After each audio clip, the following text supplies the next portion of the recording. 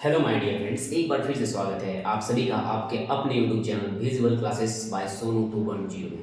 तो आज हम लोग देखने वाले हैं क्लास 10 का जो इलेक्ट्रिसिटी चैप्टर है विद्युत, इसके बहुत ही इंपॉर्टेंट टॉपिक जो बोर्ड 2024 में आने की जिनकी बहुत ज़्यादा संभावना है। तो आइए बिना लेट के स्टार्ट करते हैं। देखिए, सबसे पहले जो आपके सामने एक क्वेश्चन है, पार्श्व इस इक्वल समांतर में जुड़े R1 R2 R3 प्रतिरोधकों का तुल्य प्रतिरोध ज्ञात कीजिए। तो ये तुल्य प्रतिरोध क्या चीज ज्ञात करना है, मतलब आपको ये ज्ञात करना 1/R equal to 1/R1 plus 1/R2 plus 1/R3। ये क्वेश्चन आपको ऐसे भी आ सकता है जहाँ पे क्या लिखा हुआ समांतर, यहाँ पे श्रेणी क्रम के लिए आ सकता है। अगर श्रेणी क्रम करके पूछे तो यहाँ पे आपको क्या करना पड़ेगा, R बराबर R1 plus R2 plus R3। ये भी आ सकता है, ये भी आ सकता है। तो यहाँ पे जो सबसे पहली बात होती है कि R है क्या, सबसे पहले R को समझना होगा। तो R किसको बोलते हैं हम लोग, प्रतिरोध को। तो प्रतिरोध क्या है, ये विभवांतर, ये भी क्या है, ये आई, ये करंट, विद्युत धारा क्या है, ओम का नियम क्या है, ये सब बारीकी से हम लोग बहुत ही अच्छे तरीके से समझने वाले हैं। तो आइए रिलेट किए हुए समझते हैं। तो सबसे पहले हम लोग समझेंगे यहाँ पे करंट, विद्युत धारा। विद्युत धारा क्या है, तो आवेश प्रवाह की दर को क्या बोलते हैं, विद्युत धारा। आवेश बोले तो Q/T, मतलब कितना आवेश, Q को यहाँ पे बोलते हैं आवेश। तो कितना आवेश प्रवाह होगा, इसी को हम लोग क्या बोलते हैं, करंट। आवेश प्रवाह की दर को विद्युत धारा कहा जाता है। और इसका जो एसआई मात्रक होता है क्या होता है, एम्पियर, जिसको ए से हम लोग दिखाते हैं। ठीक है, तो देखिए करंट कुछ भी नहीं है, मगर बोलेगा विद्युत धारा क्या है, तो आवेश प्रवाह की दर को। ठीक है, मतलब कितना आवेश कितना समय में प्रवाह होगा, कितना आवेश कितना समय में प्रवाह, मतलब कितना आवेश कितना समय में प्रवाह होगा, प्रवाह मतलब चलेगा, इसी को हम लोग क्या बोलेंगे, करंट बोलेंगे, जिसको हम लोग बोलते हैं विद्युत धारा। इसका एसआई मात्रा क्या होता है, एम्पियर। अब दूसरा देखते हैं जिसको हम लोग बोलते हैं विभवांतर। विभवांतर क्या, विभवांतर बहुत ही सरल है, बहुत ही आसान है। चलिए देखिए, आपके सामने दो पॉइंट, एक पॉइंट ये रहा, एक पॉइंट ये रहा, ए और बी। अब आपके पास एक यूनिट आवेश है, एक यूनिट आपके पास क्या है, आवेश है। ठीक है, अब इसको इस पॉइंट से उठा करके इस पॉइंट तक ले जाना है, इस पॉइंट से उठा करके इस पॉइंट तक ले जाने में कुछ कार्य करना पड़ेगा। तो जो कार्य करेंगे उसी को हम लोग क्या बोलेंगे, विभवांतर। फिर से समझते हैं, एक विद्युत आवेश को, ठीक है, एक विद्युत आवेश को एक पॉइंट से उठाकर दूसरे पॉइंट तक ले जाने में जितना काम करना पड़ेगा उसी को क्या बोलते हैं हम लोग, विभवांतर।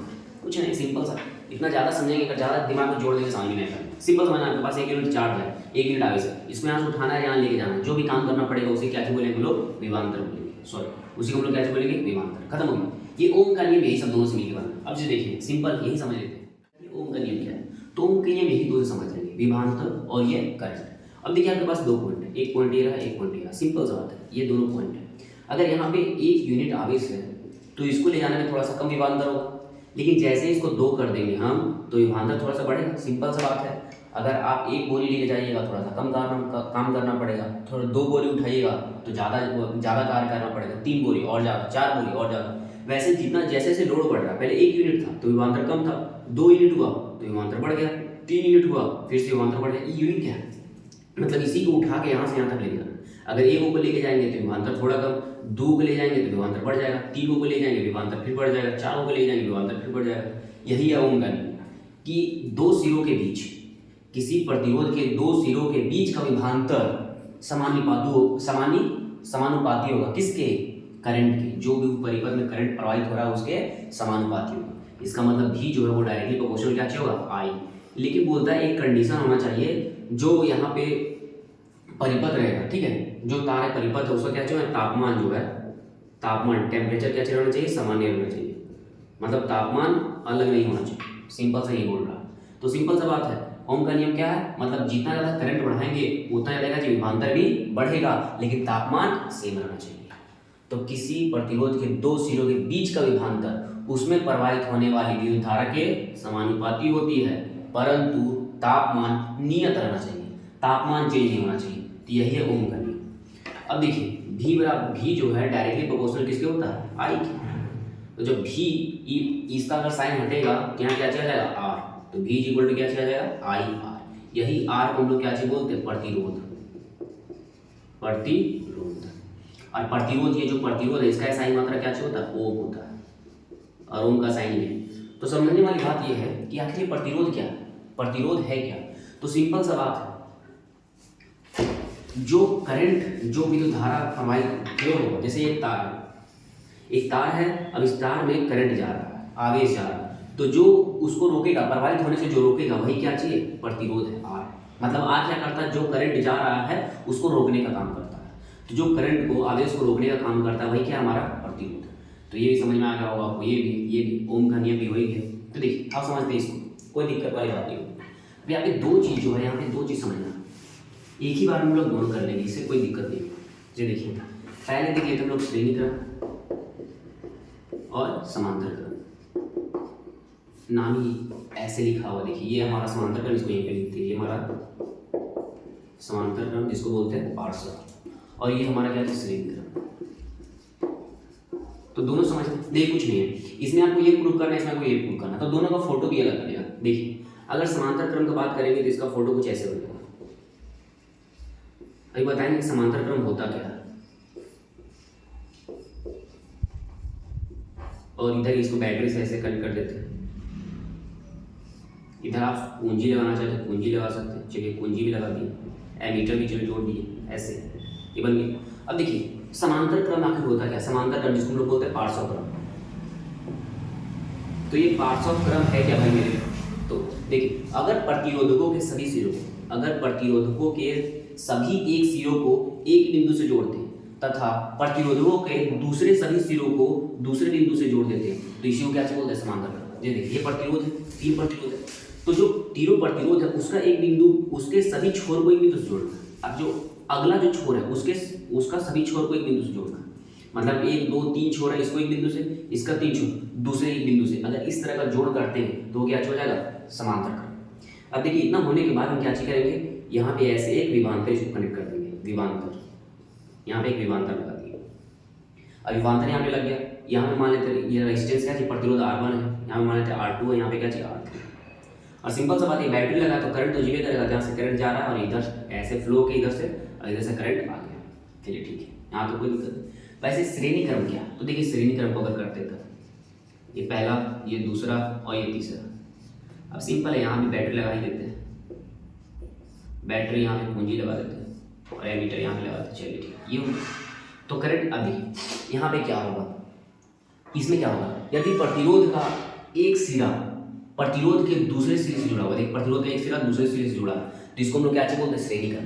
यदि प्रतिरोध का एक सिरा प्रतिरोध के दूसरे सिरे से जुड़ा हुआ हो और दूसरा सिरा तीसरे सिरे से जुड़ा हुआ हो, तो इसको हम लोग क्या बोलते हैं, इसी को बोलते हैं लोग श्रेणी क्रम। अब देखिए यहाँ भी करंट फ्लो होगा और ये करंट इधर भी आएगा, कोई दिक्कत नहीं, और जो विभवांतर है यहाँ पे इसको V से कनेक्ट करेंगे, यहाँ भी क्या चाहिए, इसको V2 मान लेते V1, और यहाँ पे क्या चाहिए V3। प्रतिरोध यहाँ पे R1, R2 और R3। सिंपल सा बात है, बस इतना अगर फोटो आपके दिमाग में याद है तो सब आसानी से हो जाएगा। अब देखिए अगर यहाँ से करंट पास हो रहा है, तो करंट इसमें इससे भी जा सकता है, इससे भी जा सकता है, इससे भी जा सकता है, तीनों करंट यहाँ वापस आके मिल जाएगा, मिल जाएगा नहीं मिल जाएगा, सिंपल सी बात है। तो करंट यहाँ जा रहा है तो करंट तीनों जगह से आएगा, यहाँ तो वापस मिल जाएगा। यदि हम बोले तुमको बताओ टोटल करंट, तो सबसे पहले बोलेंगे जो इस वाला है, इस वाले में कितना करंट है, तो इस वाले में कितना करंट है, तो बोलेंगे यहाँ पे चलो ठीक है इसको I1 कर लो, ठीक है। तो अभी हम लोग फॉर्मूला पढ़े थे, फॉर्मूला लिख लेते हैं, V इक्वल टू क्या होता है IR, ओम के नियम से V इक्वल टू IR। तो अगर I यहीं पे रह जाता है, ठीक है, देखिए अगर I यहीं पे रह जाता है, कहाँ कर लो इसको बिठा देते हैं, इलेक्ट्रिसिटी 200 जॉल, चलिए तो I यहीं पे रह जाएगा, और V बराबर किधर V है तो V, और ये R कहाँ जाएगा नीचे, तो I इक्वल टू क्या जो V बटे R। तो सबसे पहले इसमें करंट निकाल रहे, तो इसमें कितना करंट होगा, तो इसमें करंट कितना होगा, देखिए V बटे R, V बटे R1, चलिए ठीक है। अगर बात करें कि I2 निकालना, मतलब इसमें कितना करंट होगा, इसमें कितना होगा V बटे R2। अगर बात करें इसमें कितना करंट होगा, तो I3 is equal to V बटे R3, क्योंकि तीनों के लिए विभवांतर कितना है, V ही है। तो देखिए I1 I2 I3, अगर यही बोला जाए कि अगर हमको I निकालना रहेगा तो ये I1 I2 और ये I3 तीनों को जोड़ देना पड़ेगा तभी I निकलेगा। अब देखिए I इज इक्वल टू क्या चाहिए होता है formula, I is equal to V बटे R, और इसका इज इक्वल टू कितना V बटे R1, इसका V बटे R2 और V बटे R3। अब तीनों जगह से V क्या चेक करेंगे, हम कॉमन ले लेंगे, तो देखिए यहाँ V बटे R बच जाएगा, तीनों जगह से V आप कॉमन लेते हैं, यहाँ पे कितना बचेगा 1 बटे R1 प्लस 1 बटे R2 प्लस 1/R3। अब देखिए ये भी से ये भी कट जाएगा तो 1/R1, 1/R इक्वल टू क्या हो जाएगा 1/R1 plus 1/R2 plus 1/R3। Prove हो गया ये। सेम इसी तरह इसको भी प्रूव करेंगे, लेकिन यहाँ पे एक सोचने वाली बात है, थोड़ा सा दिमाग लगाने वाली बात है। क्या दिमाग लगाने वाली बात है? कुछ नहीं। देखिए यहाँ पे विभवांतर क्या अलग अलग है। अगर हम बोले भाई इसका टोटल विभवांतर कितना होगा, टोटल विभवांतर अगर किसी को पूछा जाए कि टोटल विभवांतर कितना होगा, तो कोई बोलेगा आप ये काम करो, ये सब तीनों विभवांतर को जोड़ दोगे तो आपको टोटल विभवांतर मिल जाएगा। तो टोटल विभवांतर कैसे मिलेगा? बोलेगा टोटल विभवांतर को जोड़ दो तो आपको टोटल विभवांतर मिल जाएगा। तो अगर पूरा बड़ा भी निकालना हमको तो इसको इसको इसको जोड़ देंगे तब क्या मिल जाएगा, ये वाला भी मिल जाएगा। सिंपल सा बात है, v equal to I R, तो ये क्या चाहिए v equal to I R. अब ई वाला पहले के लिए निकालना है तो क्या चाहिए होगा इसका, जो इसका हो जाएगा क्या चाहिए हो जाएगा v इक्वल टू क्या चाहिए आई आर, इसका क्या चाहिए आई आर प्लस इसका क्या चाहिए होगा आई आर टू, इसका क्या चाहिए होगा आई आर थ्री। अब देखिए यहाँ पे आई आर रह जाएगा, हम तीनों जगह से आई क्या चाहिए कॉमन लेंगे, तो यहाँ पे क्या चाहिए आर वन आर टू और आर थ्री। तो आई से आई कैंसिल आउट हो जाएगा, क्या चाहिए बचेगा R equal to R one plus R two plus R three. तो ये हो गया आपका क्या चाहिए, इसको बोलते हैं हम लोग श्रेणी क्रम, ठीक है, सीरीज ग्रुप ये हो गया। तो दोनों आसानी से कंप्लीट हो गया, इसमें कोई भी समस्या नहीं आना चाहिए आपको। तो बस यही था, और इसे बहुत सारा न्यूमेरिकल देखने को मिलता है। तो बस आपको एक बार फिर से ओम नियम, ये जो फॉर्मूला और ये इस पर थोड़ा ज़्यादा फोकस करना है। बाकी ये सब दोनों में कोई दिक्कत नहीं होगा आपको। क्या इसको जो हम लोग बोलते हैं पार्श्वक्रम और श्रेणी क्रम, जो बहुत ज़्यादा क्या है आसान है, ठीक है। आई होप आप लोगों को इससे कुछ तो मदद जरूर मिलेगा। अगर आपको किसी साइंस से किसी और टॉपिक, साइंस हो गया, मैथ हो गया, ठीक है, एसएसटी हो गया, किसी भी चीज़ पे अगर कोई भी टॉपिक में प्रॉब्लम हो तो आप कमेंट कर सकते हैं, उसके लिए मैं अवश्य वीडियो बना दूँगा। आज के लिए इतना ही, धन्यवाद।